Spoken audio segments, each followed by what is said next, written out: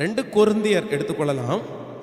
2 கொரிந்தியர் 13ஆம் அதிகாரம் 11வது வசனத்தை நம்ம வாசிக்கும் போது, கடைசியாக சகோதரரே சந்தோஷமாயிருங்கள், நற்சீர் பொருந்துங்கள், ஆறுதல் அடையுங்கள், ஏக சிந்தையாயிருங்கள், சமாதானமாயிருங்கள். அப்பொழுது அன்பிற்கும் சமாதானத்திற்கும் காரணராகிய தேவன் உங்களோடு கூட இருப்பார். இன்னும் பிலிப்பியர் எழுதின அந்த நிருபத்தில் பிலிப்பியர் 4ஆம் அதிகாரம் 4வது வசனத்தை வாசிப்பீர்களானால், அங்க அப்போஸ்தலனாகிய பவுல் சொல்லும்போது என்ன சொல்கிறார்னா, கர்த்தருக்குள் எப்பொழுதும் சந்தோஷமாயிருங்கள், சந்தோஷமாயிருங்கள் என்று மறுபடியும் உங்களுக்கு நான் சொல்லுகிறேன். மறுபடியும் உங்களுக்கு சொல்கிறேன். நீங்கள் 2 கொரிந்தியர் 11ஆம் அதிகாரம் 19வது வசனத்தை வாசிக்கும் போது வேதம் சொல்லுது, பாடுகளை கூட சந்தோஷமாய் நீங்கள் எடுங்கள் அப்படின்னு சொல்லுது. ஸோ ஒரு தேவனுடைய பிள்ளைக்கு மனசுல இளைப்பாறுதல் தேவை வேண்டும் என்றால், மனசுக்குள்ள நீங்க என்ன கொண்டு வரணும்னா, முதல்ல நீங்க சந்தோஷப்படணும். சில தேவ பிள்ளைகள் எப்ப பார்த்தாலும் துக்கமாகவே இருப்பாங்க. அவங்களுடைய முகத்தில் சந்தோஷத்தை பார்க்கவே முடியாது. சரி, நீங்க எதை கொடுத்தாதான் சந்தோஷமா இருப்பீங்க?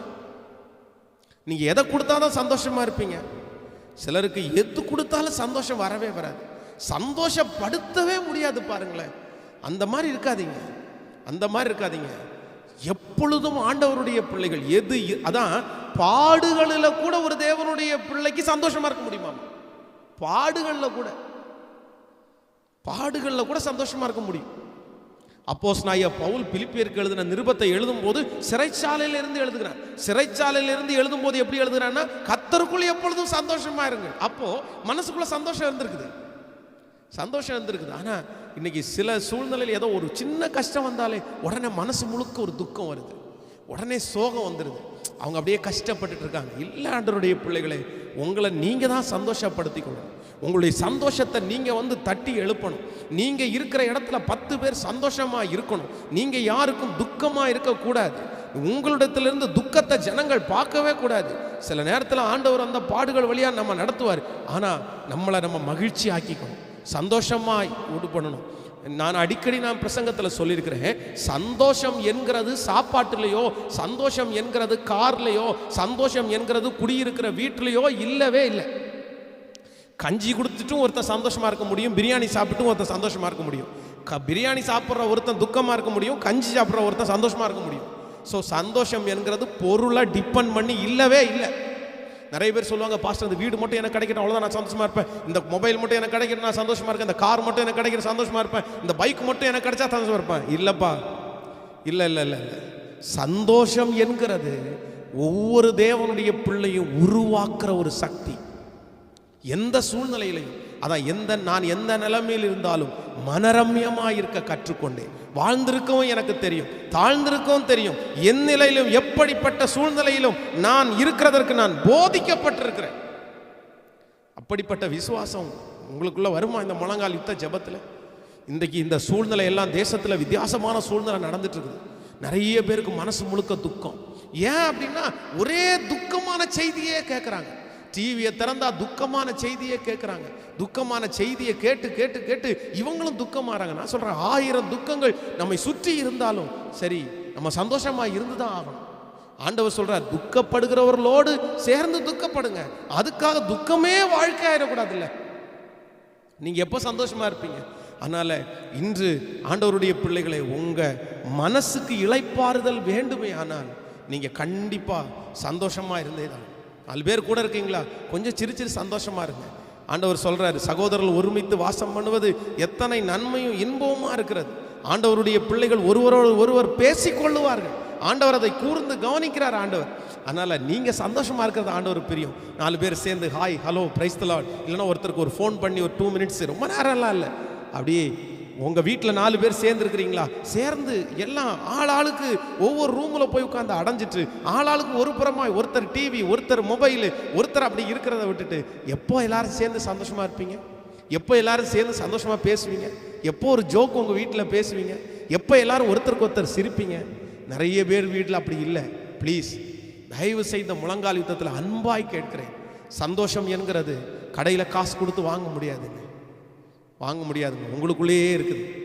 நான் தட்டி எழுப்ப பார்க்குறேன். ஒருவேளை உங்களுடைய கணவனார் ஒருவேளை ஷை நேச்சராக இருக்கலாம், உங்கள் மனைவி ஒருவேளை அப்படிப்பட்ட நேச்சராக இருக்கலாம்.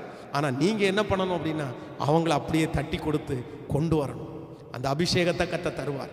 நீங்கள் எத்தனை பேர் இதற்காக ஜெபிக்கிறீங்கன்னு தெரில, ஆனால் உங்களை சுற்றி ஒரு இளைப்பாறுதலை கத்தர் தரணும்னா ஃபஸ்ட்டு உங்கள் மனசு இளைப்பாறணும். ஸோ உங்கள் மனசு இளைப்பாறணும்னா முதல்ல உங்கள் மனதில் எல்லா அசுத்தத்தையும் தூக்கி போட்டு வச்சுக்கக்கூடாது, மனசை ஃப்ரீயாக வைக்கணும்.